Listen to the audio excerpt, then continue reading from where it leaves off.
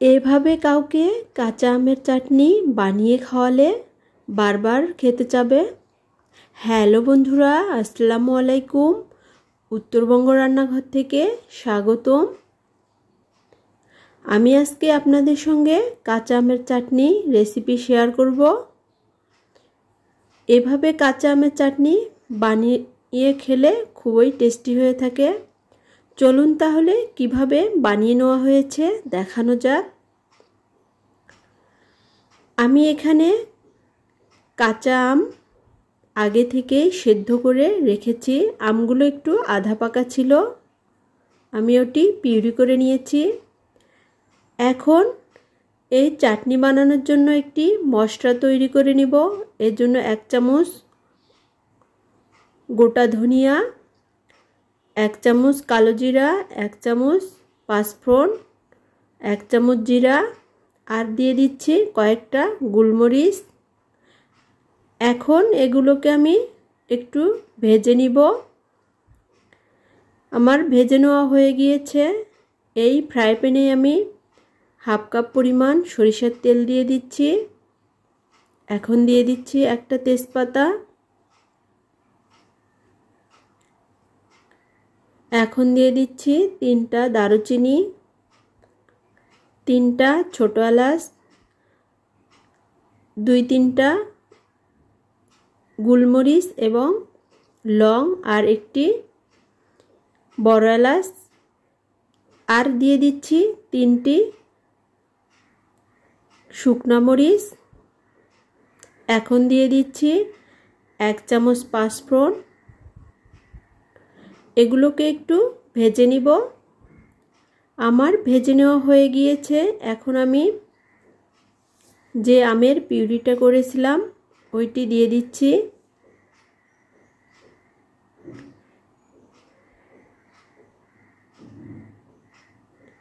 এখন অনবরত এভাবে নেড়েচেড়ে নিতে হবে।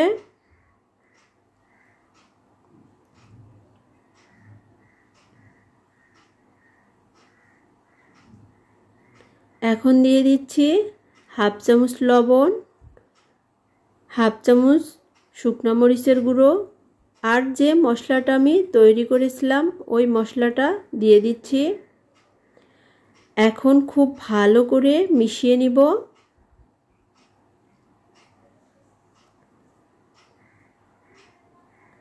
এখন আমি এখানে গুড় দিয়ে দিব। এই চাটনি গুড় দিয়ে তৈরি করলেই বেশি টেস্টি হয়ে থাকে। আমি এখানে 1/2 কাপ পরিমাণ গুড় দিয়ে দিচ্ছি।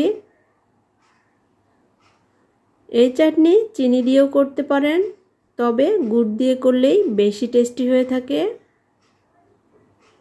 এখন খুব ভালো করে কিছুক্ষণ নেড়েচেড়ে নিব।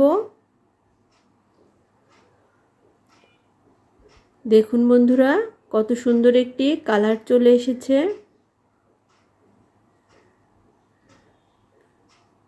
যখন এরকম কালার চলে আসবে তখন চাটনিটি হয়ে গিয়েছে।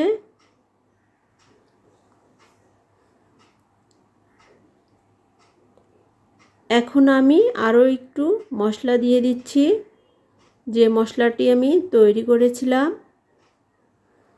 এখন একটু নেড়েচেড়ে নামিয়ে নিব।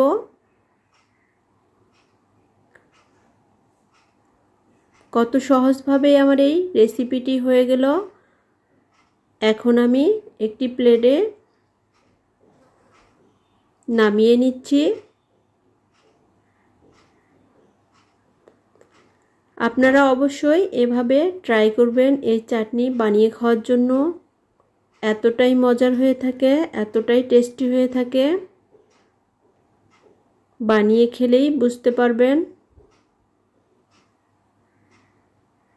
ভিডিওটি যদি ভালো লাগে তাহলে অবশ্যই একটি লাইক, কমেন্ট, শেয়ার করবেন এবং সাবস্ক্রাইব করতে ভুলবেন না। সকলের সুস্থতা কামনা করে আমি আমার ভিডিওটি এখানেই শেষ করছি। আল্লাহ হাফেজ।